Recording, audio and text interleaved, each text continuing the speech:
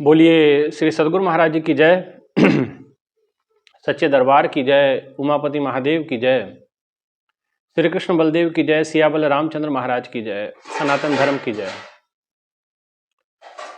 प्रिय भगवत प्रेमियों,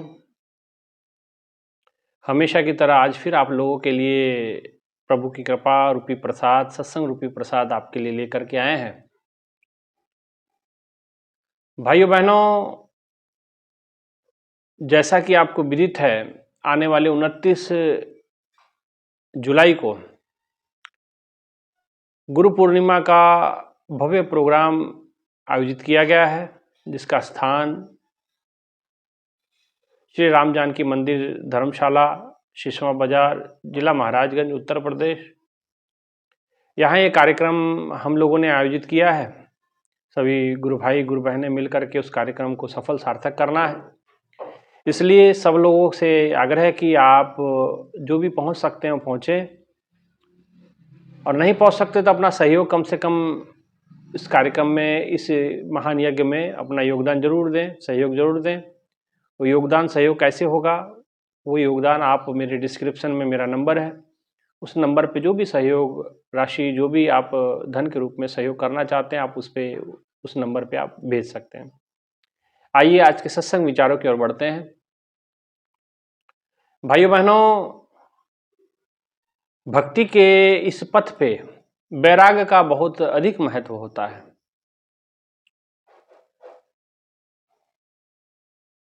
वैराग्य एक ऐसी चीज है जो ईश्वर की समीपता को एहसास कर पाती है, महसूस कर पाती है। वैराग्य किसी वस्तु का नाम नहीं है, वैराग्य एक अवस्था है जो प्रभु की निकटता को स्थापित करता है। वैराग्य जितना प्रबल होता है, ईश्वर उतना ही आपके समीप होता है। इसलिए संतों के जीवन में एक बहुत कुछ रहा ना रहा हो, उनके जीवन में धन रहा ना रहा हो, लेकिन उनके जीवन में एक अद्भुत चीज रही जो वैराग्य, वो रहा। भाइयों बहनों, आज जो भक्त हैं, प्रेमी हैं, सब कुछ है उनके पास, लेकिन अगर परेशान है तो वो कारण है। अगर वो ईश्वर के समीपता को महसूस नहीं कर पा रहे हैं तो उसके पीछे कारण है उनके जीवन में वैराग्य की कमी है। इसलिए महापुरुष ने कहा, मन क्यों वैराग्य करे तेरा सतगुरु पूरा। तो इसलिए वैराग्य की आवश्यकता है आपको। और ऐसे पूर्ण गुरु मिलने के बाद भी अगर हमारे भीतर वैराग्य की उत्पत्ति नहीं हुई तो भाइयों बहनों, ये आपका हमारा दुर्भाग्य होता है। इसलिए हमें चाहिए कि हम अपने वैराग्य को प्रबल कर दें। वैराग्य को प्रबल करने का अर्थ घर बार को त्यागना नहीं होता है। वैरागी बनना, लोग अक्सर कहते हैं वैरागी बन गए तो घर बार कौन देखेगा। भाइयों बहनों, ये कतई मतलब नहीं है कि वैरागी बन जाओगे तो आप घर बार छोड़ दोगे। ऐसा नहीं है, ऐसा कभी नहीं होता। ईश्वर आपका घर बार अगर छुड़वाना ही होता तो आपको देता क्यों, है ना? तो इसलिए आपके रिश्ते छुड़वाने होते तो भगवान आपको देता क्यों? तो इसलिए परिवार को छोड़ना, घर बार को छोड़ना, ये वैराग नहीं है। ये एक बार का आपको, इसका वैराग से कोई लेना देना भी नहीं है। हाँ, वैराग आने के बाद आप घर छोड़ते हैं। बिना वैरागी कोई त्याग नहीं कर पाता, मैंने देखा है। कोई त्याग करता है, वो कब करता है? जब उसके भीतर वैराग किसी भी रूप में उत्पन्न हो जाता है, तब वो वैराग के कारण वो त्याग होता है। कोई कहे कि हम ये छोड़ देंगे तब वैराग आएगा, तो ऐसा नहीं होता, है ना? इसलिए भाइयों बहनों, वैरागी बनना है तो हमें अपने भीतर एक बहुत बड़ी एक प्रोसेस है, उस प्रोसेस को करना होगा। उस प्रोसेस को कहते हैं आत्मचिंतन, आत्ममंथन और ईश्वर की प्राप्त करने की प्रबल इच्छा, प्रबल प्यास। वही आपके भीतर दृढ़ वैराग को रखती है। और वैराग आ गया तो ऐसा वैराग नहीं जो शमशान वैराग हो। शमशान घाट में जाते हैं आप, कईयों को आपने कंधा दिया होगा, कई लोग मृत्यु हो जाते हैं, मर जाते हैं, तो उनको अंतिम संस्कार करने के लिए शमशान घाट लेके जाया जाता। अब शमशान घाट जब लेकर के जाते हैं तो वहां तरह तरह की आपको बातें सुनने को मिलेगी। आप देखिएगा, कभी कान लगा के सुनिएगा, अरे बड़ा अच्छा व्यक्ति था, यहाँ जो भी था बड़ा ठीक है, मर गया, लेकिन हर एक की गति ऐसी होनी, इस प्रकार के कुछ शब्दों में वैराग नजर आता। माने जो शब्दों के अंदर चतुराई संसार में नजर आती, वो शमशान घाट में शब्दों में चतुराई नहीं होती, उसमें हल्का वैराग होता है। उस वैराग जो वहीं तक सीमित होता है, क्योंकि वहां एक व्यक्ति, एक मृत प्राय व्यक्ति जो जल रहा है, या उसकी अंतिम प्रक्रिया चल रही है, वो आंखों के सामने से गुजर रही है, तो उस कारण से, उसके प्रभाव से आपके अंदर क्षणिक वैराग होता है, जिसको शमशानी वैराग कहते हैं। माने शमशान को पार किए, माने शमशान से हटे, वो वैराग भी खत्म हो जाता। और जो मरा व्यक्ति, वो 2-4 दिन के बाद फोटो में लटक जाता, दीवार पे चढ़ जाता, और कुछ समय के बाद वो फोटो खराब हो जाती, तो फिर उसका नेगेटिव भी नहीं मिलता, दूसरी फोटो भी नहीं बनती उसकी, और कोई उसको जानता भी नहीं। कुछ समय तक लोग रोते हैं, और उसके बाद एक समय ऐसा आता है कि कोई रोने वाला भी उसके नाम पे नहीं होता। इसलिए भाइयों बहनों, ये शमशानी वैराग है। इसलिए हम शमशानी वैराग की बात नहीं करेंगे। वैराग हमको चाहिए स्थायी, जो ईश्वर की समीपता को एहसास कराए। वैराग क्या है, मैं अपने इस तरीके से समझाने का प्रयास करता हूं। जैसे कोई केमिकल प्रोसेस होती है, इसको विद्यार्थी लोग बहुत अच्छे समझ सकते हैं। केमिकल प्रोसेस आप जानते हैं, अगर आप विज्ञान के विद्यार्थी हैं तो आप जानते हैं कि कोई भी रासायनिक प्रक्रिया जब होती है, तो उसमें उस रासायनिक प्रक्रिया को गुजारने के लिए एक सबसे महत्वपूर्ण घटक होता है, जिसको हम कहते हैं कैटलिस्ट एजेंट। ये कैटलिस्ट एजेंट क्या है, माने इसका काम क्या है? माने एक उदाहरण के तौर पे लें, अब हो सकता है कि उदाहरण गलत भी हो सकता है, पर मैं जो समझाना चाहता हूं समझें। जैसे हाइड्रोजन है प्लस ऑक्सीजन है, क्या बनेगा? पानी बनेगा। लेकिन हाइड्रोजन ऑक्सीजन पानी बनने में कुछ समय लगता, तो उस समय को कम करने के लिए, उस समय को छोटा करने के लिए, माने उस प्रोसेस को जल्दी से घट जाए, माने हाइड्रोजन प्लस ऑक्सीजन मिल करके पानी बन जाए, तो ये हाइड्रोजन प्लस ऑक्सीजन मिलने के बाद जो पानी, जो आउटपुट आने वाला है, इसमें मान लीजिए कोई 3 घंटा लगने वाला है या 4 घंटा, इतना नहीं लगता है, लेकिन मैं एक उदाहरण के लिए बता रहा हूं। मान लीजिए कुछ समय लगने वाला, मान लीजिए 5 मिनट लगने वाले हैं। लेकिन ये कैटलिस्ट एजेंट क्या करेगा? ये कैटलिस्ट एजेंट ये करेगा कि वो जो प्रोसेस का जो टाइमिंग है, वो टाइमिंग कम कर देगा। माने जो 5 मिनट में होने वाला है, हो सकता है कि 1 ही मिनट में हो जाए, हो सकता है आधे ही मिनट में हो जाए, कोई 30 सेकंड में हो जाए, कोई 40 सेकंड में हो जाए। माने ड्यूरेशन प्रोसेस का कम हो जाता है। तो कैटलिस्ट एजेंट क्या होता है? आपकी जो रासायनिक प्रक्रिया का जो समय है, जो घटना घट रही है, उसको कम कर देता है।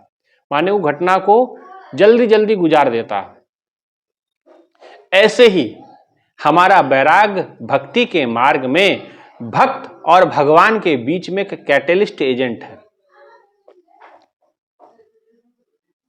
समझने का प्रयास करें। भक्त और भगवान के बीच में ये कैटलिस्ट एजेंट क्या है? ये वैराग है। ये वैराग आपको आपके ईश्वर से बहुत जल्दी समीपता, मान लीजिए कोई हजारों साल लग जाने आपको ईश्वर में मिलने, लेकिन वैराग अगर उत्पन्न हो गया तो हो सकता है कि वो 10 मिनट में मिल जाए, हो सकता है कि वो कुछ क्षण में ही मिल जाए, क्योंकि वैराग एक ऐसी स्थिति है। इसीलिए महापुरुषों ने कहा वैराग जीवन में, भक्ति के मार्ग पे वैराग अनिवार्य होता है। वैराग के कारण से हम ईश्वर की प्राप्ति बड़े जल्द ही कर पाते हैं। इसलिए जिन लोगों के जीवन में भक्ति के साथ साथ वैराग आ जाता है, उनकी भक्ति बहुत जल्दी, आप देखे होंगे बहुत सारे ऐसे भक्त रहे जिनकी भक्ति, जैसे ध्रुव रहा, जैसे प्रहलाद रहा, छोटे छोटे बच्चे रहे, दृढ़ संकल्प लिया ईश्वर को प्राप्त करना है, लेकिन ईश्वर को प्राप्त करने का रास्ता नहीं है। गुरु मिल गए, नारद जी मिल गए, नारद जी ने रास्ता दिखाया, और वो बड़े दृढ़ता के साथ, रोते हुए हृदय के साथ वो बैठ गए कि नहीं, हमें तो प्राप्त करना है। हठ के साथ साथ उनके भीतर एक दिव्य प्रेम उत्पन्न हुआ, उस ज्ञान के साथ जो गुरु के द्वारा, नारद जी के द्वारा उनके भीतर प्रकट हुआ। उस प्रेम के द्वारा, उस प्रेम को ही वैराग कहा जाता है। और ऐसा वैराग हुआ, वो ऐसा वैराग हुआ कि भगवान आने के लिए विवश हो गए, भगवान आने के लिए मजबूर हो गए। माने जो घटना, कई तपस्वी वहां जंगलों में तपस्या करते हैं, हजारों साल तपस्या करते हैं, लाखों वर्ष तपस्या करते हैं, लेकिन कभी उनको ईश्वर की प्राप्ति नहीं होती। क्यों? वैराग का काम। हठ है, वैराग नहीं। जिद है लेकिन वैरागी नहीं बने, वैराग्य को प्राप्त नहीं किया। इसीलिए भाइयों बहनों, वैराग बड़ा जरूरी होता है भक्ति के मार्ग में। आपको ईश्वर तक पहुंचाने में बहुत सहायक है। ये प्रोसेस आपकी कम कर देता है, टाइमिंग आपकी, प्रोसेस टाइमिंग, भक्ति की जो और भगवान से मिलने का जो समय है वो कालावधि को खत्म कर देता है ना। वो बहुत जल्दी ईश्वर के साथ मिलाप करवा देता है। इसलिए वैराग बड़ा अनिवार्य है। इसलिए राजा भरत, अब वैराग भी स्थिति सही होनी चाहिए, गुरु के मार्गदर्शन होना चाहिए, है ना। अब राजा भरत थे, राजा भरत अब उन्होंने राजभाट त्यागा, गुरु के आश्रम में गए, गुरु से ज्ञान प्राप्त किया। और प्राप्त किया तो गुरु ने कहा कि ठीक है, साधना सुमरन करो, भक्ति का प्रचार करो, भक्ति का संदेश लोगों को दो।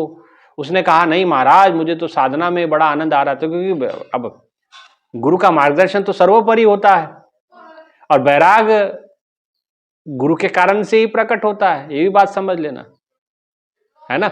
और जिस समय वो गुरु ने समझाने का प्रयास किया, लेकिन गुरु ने कहा कि नहीं भाई, आप भक्ति का प्रचार करें। वो कहने नहीं महाराज, मुझे तो ध्यान में बड़ा आनंद आ रहा, ध्यान में बड़ा सुख मिल रहा, सुकून मिल रहा। तो भगवान, संतों ने कहा कि ठीक है भाई, कोई बात नहीं, आपको जो ठीक लगता करें। और राजा भरत चल पड़े अपने मन माने वैराग की साथ। एक कुटिया बनाई, कुटिया में जाके ध्यान साधना करने लगे। अचानक सामने, कुछ समय तक तो ठीक रहा, अचानक एक दिन क्या हुआ, कि उनके कुटिया के सामने एक हिरनी ने एक छोटा सा बच्चा दिया। और क्योंकि पीछे मारने वाले पशु लगे थे, शेर लगा था, इसलिए वो बेचारी दौड़ते भागते, और वो गर्भवती थी हिरनी, और उसका गर्भ गिर गया, बच्चा वहां हो गया, और वो वहां से बच्चे को वहीं छोड़ के भागी। वो बच्चा वहीं तड़पता रहा। ये ध्यान में बैठे हुए राजा भरत, अब वो देखे बच्चे को कि भाई इसको क्या होगा, ये तो वो उठा के कुटिया में ले आए। कुटिया में लाए तो भाई अब वो बच्चा है तो संतों के अंदर दया भी होती है। अब उन्होंने थोड़ा सा उसको दूध पिलाया, थोड़ा सा उसके रख रखाव किया, ध्यान दिया उसका, थोड़ा सा वो चलने फिरने लगा। और कहते कि ऐसे ही सुबह उसको दूध पिलाते, शाम को पिलाते, दोपहर को आते तो कहीं से साधना से उठते तो उसको लाड प्यार करते। इस प्रकार से प्रोसेस उसका बढ़ता जाता, तो लाड प्यार बढ़ता गया। और वो हुआ क्या कि एक दिन वो जो बड़ा हुआ हिरन अपने ग्रुप में भाग गया। वो जब गुरु भाग गया हिरन, तब ये परेशान हुए, क्योंकि अब उसको दिख नहीं रहा, वो उसका क्या हो गया होगा। इतना मन परेशान हुआ। आए थे हरि भजन को बुनन लगे कपास, और आए थे भगवान की भक्ति करने। अब वो दिमाग में हिरन चल रहा, मिरक चल रहा।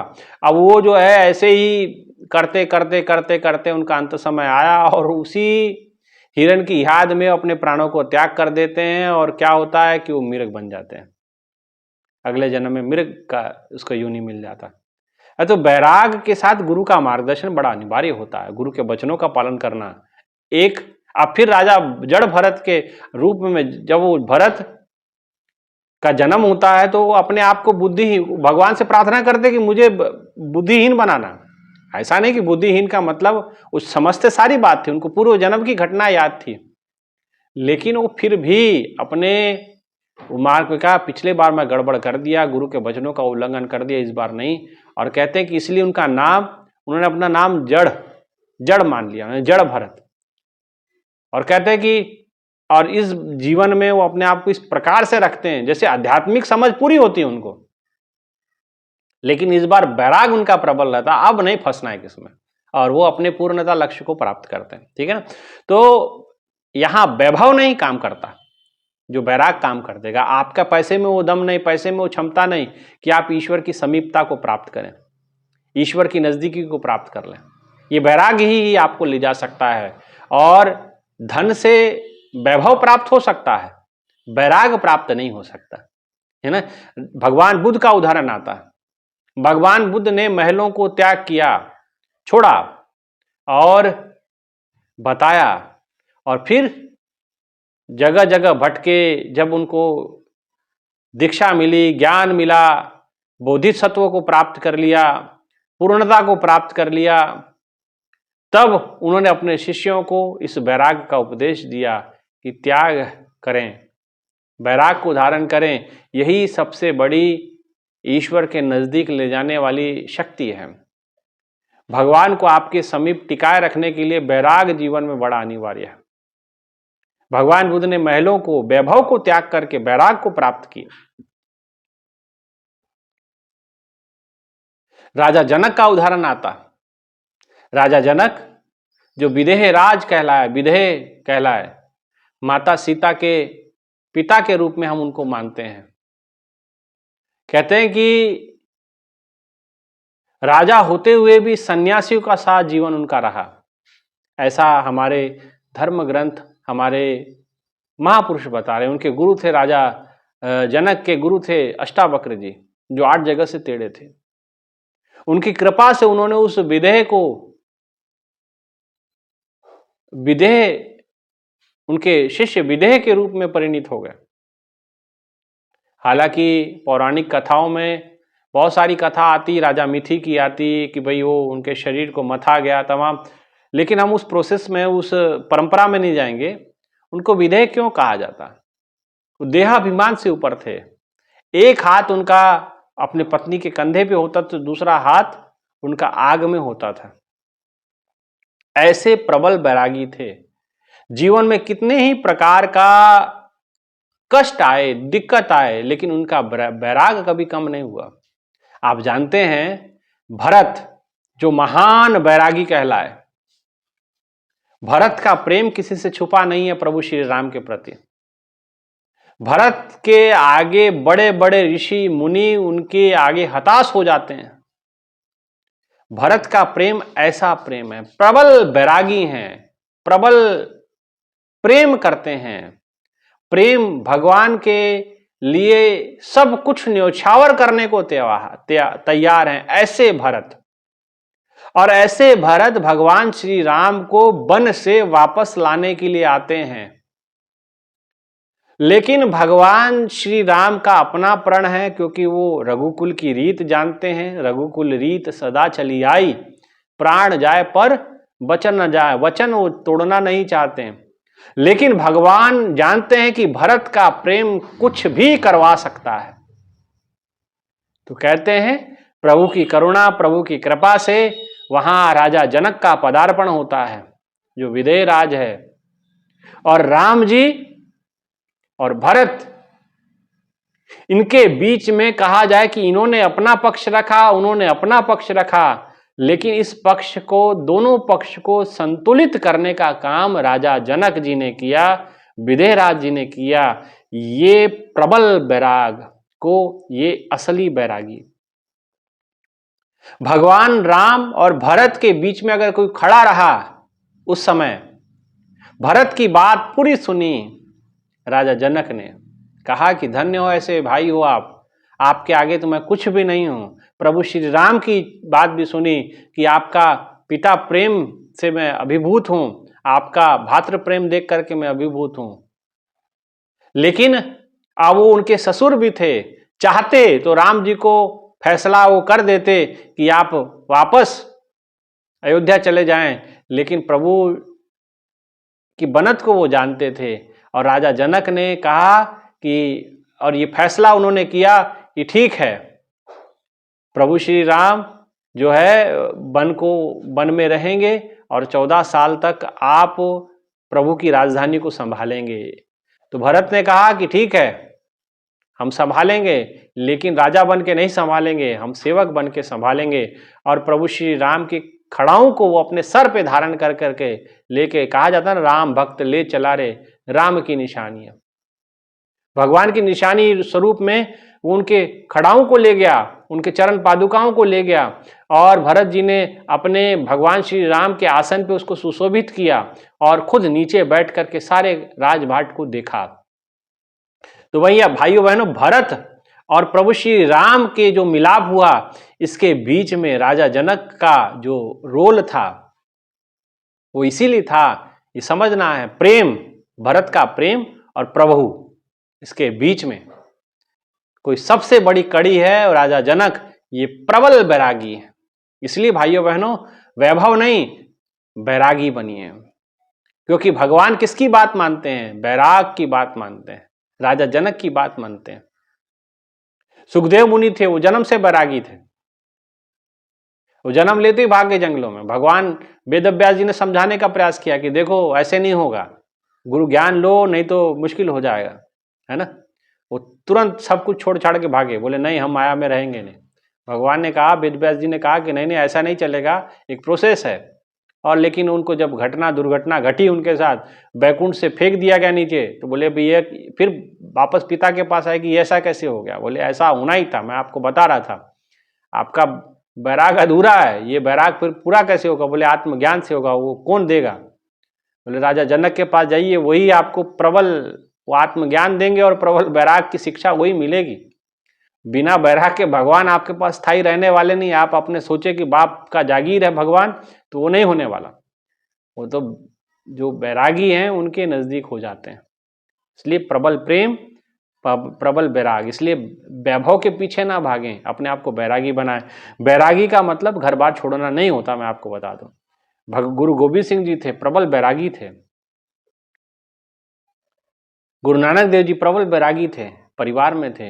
10 गुरु प्रबल बैरागी थे, लेकिन उन्होंने राजपाट भी देखे सब लोगों ने, और भक्ति को भी किया। राजा जनक का उदाहरण दे सकते हैं, प्रभु श्री राम भी राजपाट करते हुए भी प्रबल बैराग के साथ जीवन जिया उन्होंने। तो बैराग भक्ति में अनिवार्य होता है, और बिना बैराग के आप ईश्वर की समीपता को महसूस नहीं कर पाएंगे, और भक्ति की जो प्रोसेस है बड़ी लंबी हो जाएगी। इसलिए लोग क्या करते हैं, पूजा करते हैं, पाठ करते हैं, लेकिन उसमें बैराग कहीं नहीं होता। इसलिए वो भक्ति, कभी पूजा पाठ मैंने देखा कई लोगों की करवाते हैं, खूब मंत्र उच्चारण होता है, बहुत सारे हवन यज्ञ होता है, भाई उसके अंदर बैराग की आहुति भी तो डालो। बैरागी जब तक नहीं बनोगे वो नहीं सार्थक होने वाला कुछ भी। इसलिए वैभव के पीछे ना भागें, बैराग के पीछे भागें, बैराग को प्राप्त करें। अपने मन में ऐसा प्रेम, ऐसी दृढ़ता, ऐसी श्रद्धा उत्पन्न करें।